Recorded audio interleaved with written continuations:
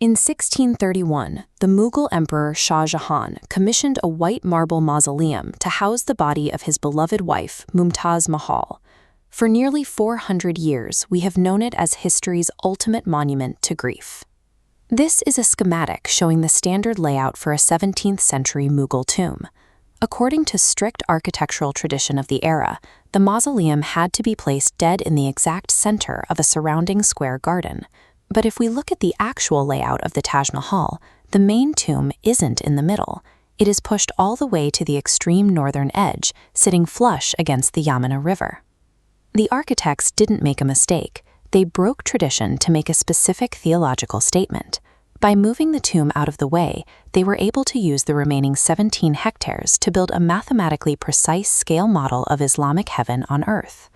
Art historian Ebba Cox spent years decoding the layout of the complex. Her research reveals that the architects deliberately split the grounds to physically separate the concepts of mortal life and the divine afterlife.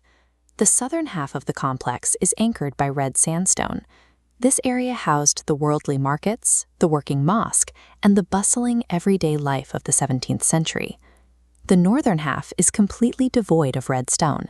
Instead, it is built entirely of flawless white marble, chosen specifically to represent spiritual purity, enlightenment, and absolute faith. Directly between these two zones sits the Grand Gate.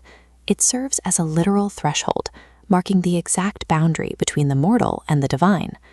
By forcing visitors to enter through the redstone markets, pass through the central gate, and step into the vast white marble courtyards, the architecture makes you physically walk the theological path of a soul leaving the earthly realm for paradise. This geometric overlay maps out the charbagh, the formal Mughal garden layout. Notice how the pathways divide the greenery into 4 exact quadrants, separated by central water channels. According to scripture, Islamic paradise, Jannah, is nourished by 4 flowing rivers. Archaeologists have excavated a site called the Moonlight Garden on the opposite bank of the Yamuna River, confirming that the water itself was factored into the original architectural grid. By integrating the Yamuna directly into the architectural grid, the designers forced the natural landscape to function as a piece of scripture, extending the map of paradise far beyond the complex walls. To mimic divine perfection, the builders relied on optical illusions. The white marble reacts directly to light and moisture, shifting from pink in the morning to milky white at midday and golden under the moon, visually pulling the shifting heavens down into the architecture. You can see this same optical engineering in the Quranic calligraphy carved into the archways. As the letters climbed higher up the walls, the sculptors gradually increased their size. To a human standing on the ground, the script appears perfectly uniform, correcting our natural perspective. Step inside the main chamber, and this illusion of absolute perfection continues. A rigid rule of bilateral symmetry governs every inch of the space. This top-down schematic maps the inner burial chamber, and here we find the single glaring break in the symmetry. Mumtaz Mahal rests in the exact geometric center, but right next to her, Shah Jahan's cenotaph, which was added decades later, is awkwardly offset to the west.